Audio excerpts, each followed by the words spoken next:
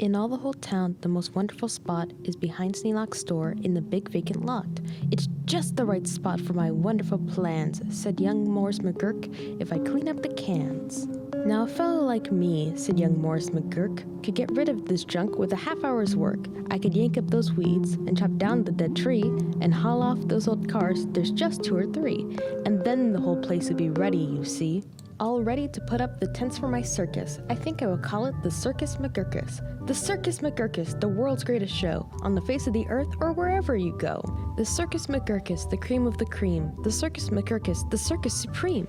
The Circus McGurkus, colossal, stupendous, astounding, fantastic, terrific, tremendous. I'll bring in my acrobats, jugglers, and clowns from 1,033 faraway towns to the place you'll see 'em in, ladies and gents, right behind Sneelock's store in the Great McGurk tents. And I don't suppose old Mr. Sneelock will mind when he suddenly has a big circus behind. After all, Mr. Sneelock is one of my friends. He might even help out doing small odds and ends. Doing little odd jobs he could be of some aid, such as selling balloons and the pink lemonade. I think 500 gallons will be about right, and then I'll be ready for opening night. What an opening night, what a night, what a sight. I'll hoist up the curtains, the crowds will crowd in, and my Circus McGurkus will promptly begin, with a welcoming toot on my welcoming horn for my horn-tooting apes from the jungles of Jorn, where the very best horn-tooting apes are all born, 'cause the very fresh air there is fine for their lungs, and some of those fellows have 2 or 3 tongues. This way, step right in, this way, ladies and gents. My sideshow starts here in the first of my tents. When you see what goes on, you'll say no other circus is half the Circus McGurkus is. Here on stage 1 from the ocean of Ulf is a sight most amazing, a walrus named Rolf, who can stand on 1 whisker, this wonderful Rolf, on the top of 5 balls, 2 tennis, 3 golf. It's a marvelous trick, if I do say so myself. And on stage number 2, here is something quite new. From a country called From comes this drum-tumming snum who can drum any tune that you might care to hum. Doesn't hurt him a bit, 'cause his drum-tummy's numb. And now you'll meet the Foon, the remarkable Foon, who eats sizzling hot pebbles that fall off the moon. And the reason he likes them red hot, it appears, is he greatly enjoys blowing smoke from his ears. Of course, pebbles like this are quite hard to collect, but Sneelock will manage, somehow, I expect. After all, Mr. Sneelock is one of my friends, and I'm sure he'll help out doing small odds and ends. And on stage number 4, see the Willy Walloo, who can throw his long tail as a sort of lasso. With a flip of the hip, with a tail of this kind, he can capture whoever is standing behind. He can capture old Sneelock, I'm sure he won't mind. And now here is a hoodwink, who winks in his wink hood. Without a good wink hood, a hoodwink can't wink good. And folks, let me tell you, there's only one circus with wink-hooded hoodwinks, the Circus McGurkus. The show of all shows, there's no other showman who shows you a show with a blindfolded bowman. The blindfolded bowman from Bicker Barut, the world's sharpest sharpshooter. Look at him shoot!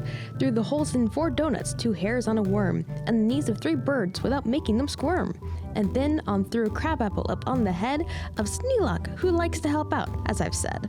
And now come to the spot where the spotlight is hot, and you'll see in the spotlight a juggling jot who can juggle some stuff you might think he could not, such as 22 question marks, which is a lot, also 44 commas, and also 1 dot. That's the kind of a Circus McGurkus I've got. But that's just my sideshow, a start, a beginning. This way to the big tent, you'll find your head spinning. Why, ladies and gentlemen, youngsters and oldsters, your heads will quite likely spin right off of your shoulders. So hurry, step lively, quick, ladies and gents, and get into your seats in my tent of all tents. My parade of parades is about to commence. You'll see Drum Major Sneelock fling his baton, and my Organ McGurkus come on, with its hot steaming pipes of a gold brass-plated tin, snorting all sorts of snorts in a bumbling din. That is super stupendous, stupendous, stu-roarous, and when I play Dixie, please join in the chorus. Then a fluff-muffled truffle will ride on a huffle, and next in line, a fine flummox will shuffle.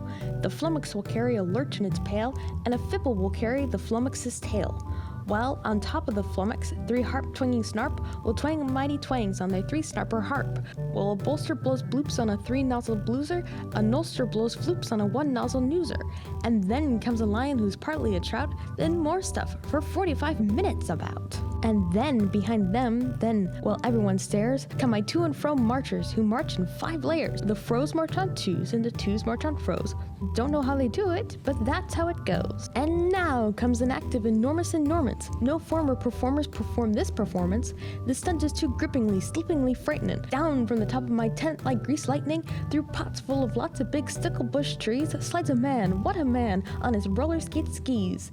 And he'll steer without fear, and you'll know at a glance that it's Sneelock, the man who takes chance after chance, and he won't even rip a small hole in his pants. And now here, in this cage, is a beast most ferocious, who's known far and wide as the Spotted Atrocious, who growls, howls, and yowls the most blood-curdling sounds, and each tooth in his mouth weighs at least 60 pounds, and he chews up and eats with the greatest of ease, things like carpets and sidewalks and people and trees. But the great Colonel Sneelock is just the right kind of man who can tame him. I'm sure he won't mind. Then I'll let Sneelock off for a few minutes rest, while high over your heads you will see the best of the world's finest, fanciest breezy trapezing, my Zoom-a-Zoop troop from the West Upper Bendizing, who never quite know while they zoop and they zoom, whether which will catch what one, or who will catch whom, or if who will catch which by what and just where, or just when and just how in which part of the air. Ay, what a circus, my circus McGurkus. My workers love work. They say, work us, please work us. We'll work and we'll work up so many surprises you'd never see half if you had 40 eyes.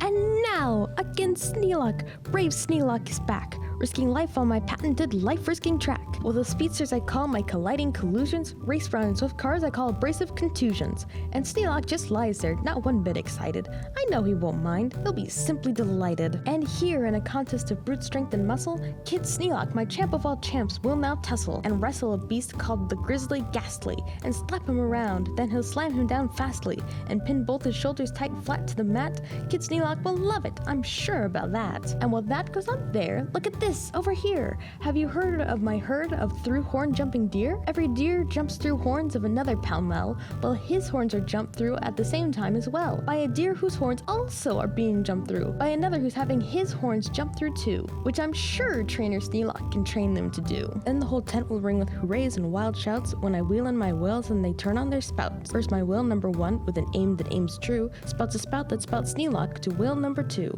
and then whale number 2 spouts his spout like a gun, and that spout spouts old Sneelock right back to whale 1, and then forwards and backwards on spout after spout, my great spout rider Sneelock gets spouted about, just as long as the water they're spouting holds out. Then my tournament knights, noble apes without fear, Sir Hector, Sir Vector, Sir Bops and Sir Beers, Sir Hawkins, Sir Dawkins, Sir Jocks and Sir Jeers, clatter into the tent, and while everyone cheers, stage a roustabout joust with their boxing glove spears. And while all of this wild ruckusing goes on below, at the top of the tent, look, the star of my show, great daredevil Sneelock, the world's bravest type. He comes pulled through the air by 3 Sorabin snipe on a dingus contraption attached to his pipe. And while people below are all turning chalk white and all biting their fingernails off in their fright, great Sneelock soars up to a terrible height. Then he shakes himself loose. He starts down in a dive such as no man on earth could come out of alive.